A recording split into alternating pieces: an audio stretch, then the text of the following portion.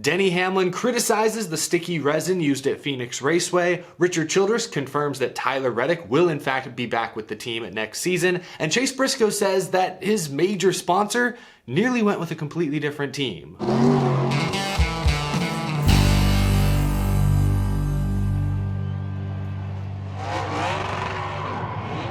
How's it going, y'all? My name is Eric. Welcome to Out of the Groove. I hope your week is off to a great start. We have a lot of little NASCAR stories to touch on today, a few little things to react to. The West Coast swing is officially in the rearview mirror. Atlanta is this weekend. We'll be talking about that more later this week. Nobody knows exactly what to expect. Will it in fact look like a small super speedway? Will it look more like that Charlotte All-Star race a few years ago when they slapped restrictor plates on the cars? Or will it look like something else entirely? As of today, NASCAR has not even 100% confirmed the rules and procedures for this upcoming race. They still haven't confirmed whether or not there will be a double yellow line rule. It sounds like there will be, but they haven't actually come out and said, yes, definitively, there will be one. So a lot of stuff still up in the air. We'll talk about that later this week, but for now, we've got some other things to react to. Let's begin with some news this morning coming from Jordan Bianchi and Dustin Long. They both reported. Richard Childress says that Tyler Reddick is under contract with RCR for 2023. I wouldn't call this a huge silly season bombshell or anything, but it is noteworthy. A lot of these Cup Series driver contracts are kept notoriously under wraps. Tyler Reddick's one of the hottest young drivers in the sport right now, despite still not having a Cup Series win to his credit. So this is big news in that respect. I'm sure many other teams are at least curious about Tyler Reddick's availability. Richard Childress is saying, nope, we've got him locked up for at least one more year. Things change quickly. A year or so ago, if I was Tyler Reddick, I may have wanted to, test free agency at some point. Like Richard Childress Racing, it's great to have a stable, full-time ride over there. But Reddick's turned so many heads,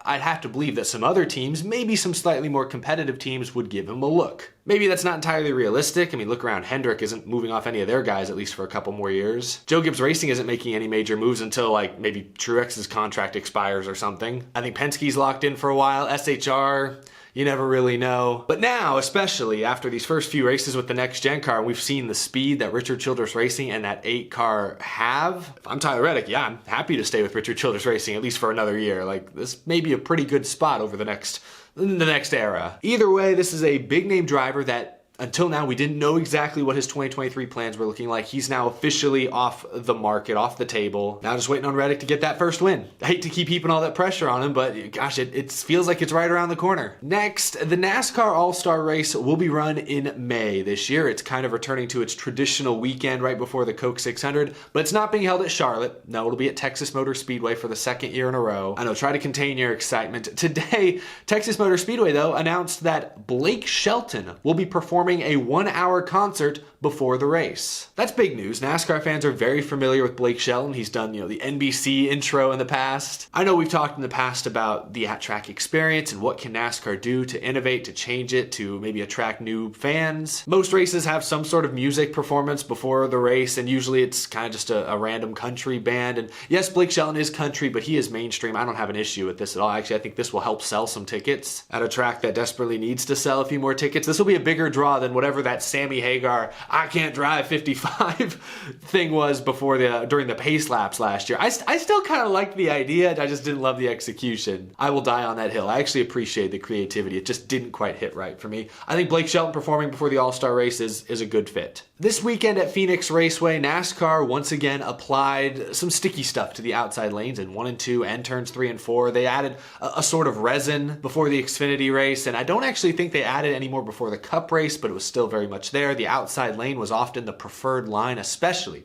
in turns 1 and 2. They'd run up almost near the wall on Sunday. Many fans have been critical of NASCAR's consistent use of grippy stuff like PJ1 or resin in this case at many tracks that are otherwise somewhat broken. Depending on the track, drivers have offered their own criticisms as well. Denny Hamlin this morning tweeted a response to Jeff Gluck's "Was it a good race" poll about this last weekend's Phoenix race, and Hamlin said, "The sticky stuff made it a 1-lane track. Phoenix is better than that when it's not a freight train around the top." Now, it's worth noting on Gluck's poll, 70% of respondents said that yes, Phoenix was a good race this weekend. Still a pretty positive score, but not as good as some of the other races we've seen this year. Hamlin saying that the sticky stuff is the reason why. And I talked about this Sunday night. It looked difficult to pass out there, as it's looked more times than not in recent years at Phoenix. NASCAR's been applying some sort of sticky stuff to the outside lane at Phoenix since the fall of 2019. The spring race that year was the last race at Phoenix without any sort of serious sticky stuff being applied to the track. Phoenix, of course, has hosted a couple of championship races since then. The question now turns to, what should NASCAR do for the fall race? Is there a chance NASCAR won't apply any sort of resin in November? Or will they continue to do it because that's what the teams have become familiar with? That's what they did this past weekend. That's what teams all have notebooks on. What's NASCAR going to do in November? I don't know. Denny Hamlin, of course, has a lot of influence in the garage, or at least he's one of the most outspoken drivers, and he's one of the most accomplished racers, so when he talks, people typically listen. He's also a team owner as well as a driver now, wearing multiple hats, so will NASCAR drop the idea of resin at Phoenix Raceway come the fall? At this point, I think I would like to see them try something different, even if it kind of shakes things up. Everyone's notebooks now are full of a race with the resin applied. NASCAR scraps the resin, those notebooks in many ways probably go out the window. Teams are back to square one going into the championship race, the most important race on the schedule. I can understand why NASCAR and maybe some of the teams would want to keep the resin just for that reason alone, for that consistency. Maybe in 2023, the resin gets scrapped, starting with the spring race. But I'd argue you could scrap it now. Teams have shown that they are extremely adaptable. They ran almost a full season a couple of years ago without any sort of track time leading up to the race. If NASCAR removes the resin before November's race, even though it's the championship, teams will be fine. They'll adapt to it. They'll figure it out. I wouldn't be mad if NASCAR chose to remove it. I kind of want them to at this point, because while I thought Phoenix was a fine race this past weekend, it was certainly the most lackluster, the biggest, I don't want to say letdown because I didn't have super high expectations going in, but it was the most meh race of the year so far. Clash was great, Daytona was great, Auto Club, Vegas exceeded expectations, Phoenix, it was meh. It was fine. Not sure if dropping the resin would make it any better, but it may at least change which lane is the preferred line, and I think that could lead to better racing, maybe more mistakes, maybe more passing opportunities. I'm not a driver, but Denny Hamlin is, and he is not a fan, it seems, of the resin at Phoenix. Now, last night I was perusing the internet. Somebody sent me a link to a Reddit thread on the NASCAR subreddit, and the question was asked, how did Stewart-Haas Racing land that Mahindra deal? Chase Briscoe, of course, second-year driver, just got his first career Cup Series win in those red Mahindra tractor colors. That's a huge company. The CEO was tweeting after the race his excitement. Mahindra is a big company that dabbles in all sorts of things, so it's great to have them in the sport. It's great to have a major, major business with a lot of money to throw around investing in a young, talented race car driver. But how did the deal come together? Chase Briscoe is very active on the NASCAR subreddit, apparently, and he actually replied to this post with some interesting insight. Mahindra went to a sports agency and NASCAR and said, we are going to be the anchor sponsor for multiple years for a team, and pretty much said, give us your best pitch. So practically every team went for it. From my understanding, it came down to us and Brad K, and they felt like the mold of the 14 fit their brand better.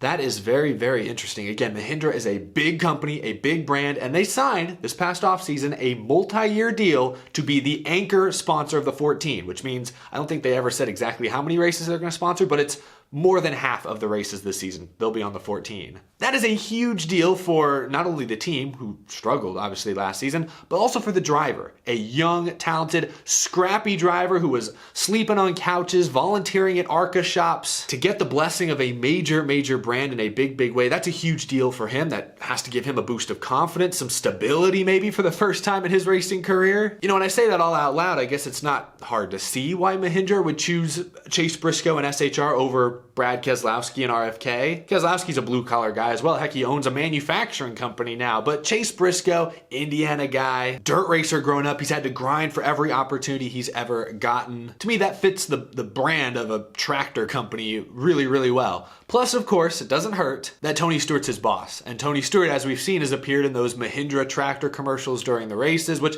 I'll be honest, are really good commercials. The commercials with Stewart and Briscoe, they're funny, memorable, great commercials. Chase Briscoe's brand, combined with Tony Stewart's popularity, makes this deal seem like a no-brainer. But you gotta wonder, what if Mahindra had gone to Roush Fenway Keselowski, a team that just added a new driver and a new co-owner to the fold, a team that like SHR, but probably to an even greater extent, struggled last year. Obviously RFK struggled for a few years now, but still, how might things have been different if Brad Keselowski landed Mahindra and not Chase Briscoe, and he was just running Haas on the car half the time? Would he have a ride past this year? Who knows? It sounds like now he is probably going to have a ride with SHR beyond this season, and now he has a win, which got the CEO all fired up. So that's big. That's why I said Sunday night. This was a big win for Briscoe because it was his first career win, probably locks him into the playoffs. SHR now seems to be kind of back again, but it was also big to win for a brand new sponsor. Like I said in my video, good for business.